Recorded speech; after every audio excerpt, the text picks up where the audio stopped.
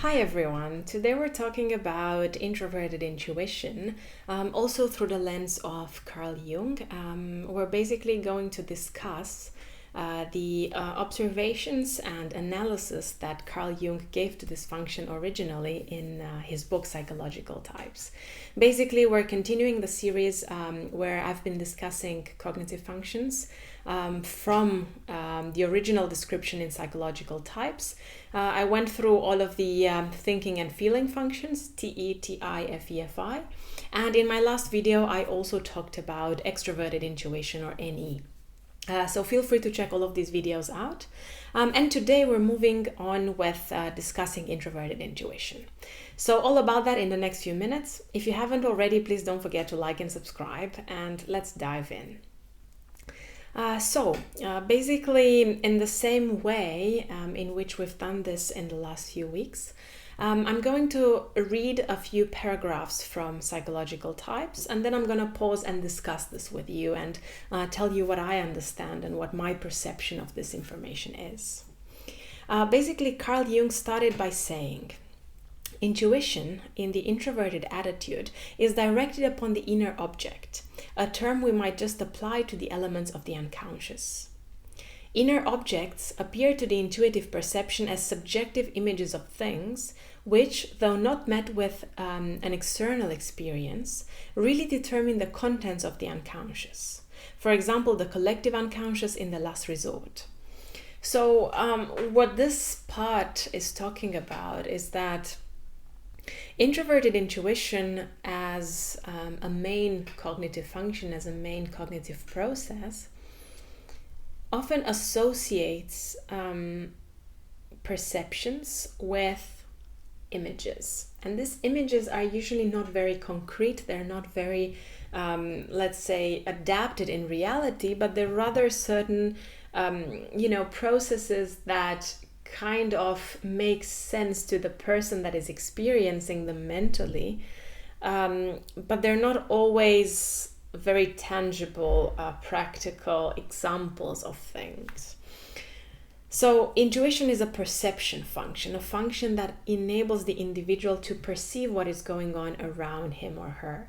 But rather than doing it in a similar fashion as sensation, which looks at the sensory world and gains information through the senses in a way, it's more complex, but this is an easy way to explain it. Whereas intuition does it in a more unconscious way. This is why, this function is often perceived to be mystical or too abstract or philosophical, because it looks at the way experiences, but I'm not necessarily talking about physical experiences, experiences trigger certain thought patterns, which in turn kind of create certain images that the individual connects with. And again, Carl Jung says, although this intuition may receive its impetus from outer objects, it is never arrested by the external possibilities, but stays with that factor which the outer object releases within. So what I make out of this is that it kind of reflects this idea that I've been talking about in a previous video where I compared NE and NI, extroverted and introverted intuition.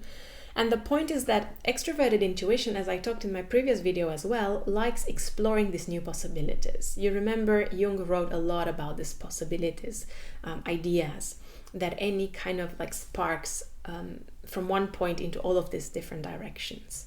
However, NI is a bit of an opposite process in that sense, because although it might see those possibilities, it might see those, different ideas, it doesn't like getting caught up in that myriad of possibilities or opportunities, but rather narrowing it down to something that seems to be subjectively true in its perception.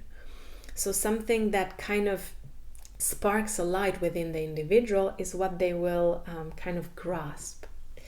And I'm not saying this to point out that it's a good or a bad thing. It's neither. It's just a function, and it's a process that works and makes sense to the individual that is kind of dominated by it, INTJs, INFJs specifically, but also ENTJs and ENFJs, who also have it as a parent function or a secondary function,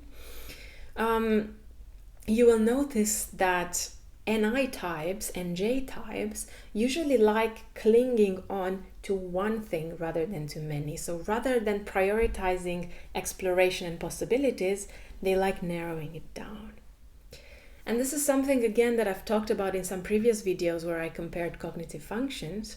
I was saying that usually with introverted perception functions, so NI and SI, the ultimate goal is to secure, whereas with extroverted perception functions, NE and SE, the ultimate goal is to explore.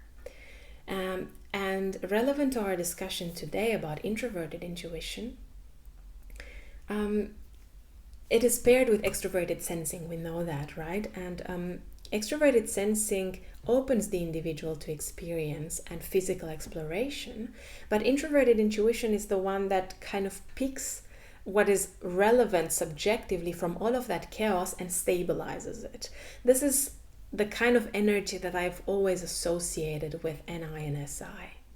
It's the part of ourselves that kind of stabilizes what we explore, but it does it differently, okay? And NI being an intuition abstract function, it stabilizes the abstract. So it experiences the concrete and it stabilizes the abstract.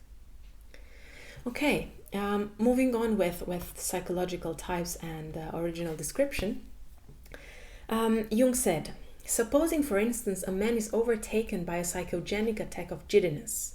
Sensation is arrested by the peculiar character of this innervation disturbance, perceiving all its qualities, its intensity, its transient course, the nature of its origin and disappearance. In their every detail, without raising the smallest inquiry concerning the nature of the thing which produced that disturbance, or advancing anything as to its content. Intuition, on the other hand, receives from the sensation only the impetus to immediate activity. It peers behind the scenes, quickly perceiving the inner image that gave rise to the specific phenomenon, the attack of vertigo in the present case. It sees the image of tottering man pierced through the heart by an arrow. So Jung does a great job here of contrasting introverted sensing and introverted intuition, because even though they're both subjective perception functions and they're both introverted, they perceive very different things. SI perceives the physical sensations, how something feels in the body, what the temperature might be, how much it hurts, whether, I don't know, you're feeling nauseous or there's a weird tingling sensation somewhere. Whereas introverted intuition doesn't really pay attention to this. That's why NI types are so disconnected from their bodies, probably the most disconnected from their bodies, because they kind of transform these sensations they overlook into abstract images of what they associate this with. And they kind of dig deeper into the meaning of that experience, which again, I'm not a fan of romanticizing this function, because it's very romanticized in this community. It's just a function, just like all of the other functions, and our aim here is to understand, not highlight it as being better or worse than any other function. So because the introverted intuitive kind of finds these abstract images that it associates with those physical experiences, rather than paying attention to the actual physical experience, it will help the individual by, helping him connect the dots, understand the causes, understand the implication, understand the meaning of something, which is great. But at the same time, it will really cause an overlook of those physical things, which of course also matter and of course are also important. And if we are to, think about how this has an effect on the individual, it also leads to having a lot of issues in terms of taking care of their health, taking care of their bodies, because they might not even notice what's going on. Something that I've been hearing myself from extroverted sensing types telling me that, why are you not paying attention to your food? Like, you're completely disconnected, or how can you combine these two tastes? They don't go well together at all. And my analysis was, or my response was, well, I don't even know what I'm eating. I don't even know how it feels. And of course, this is not good, because sometimes it can lead to a lot of issues related to health, or doing something to your body that is not really good. So yeah, these are the pros and cons of thinking like this, or one of them actually. Okay, and now moving on, we've got Jung describing it as well in this sense. The peculiar nature of introverted intuition, when given the priority, also produces a peculiar type of man.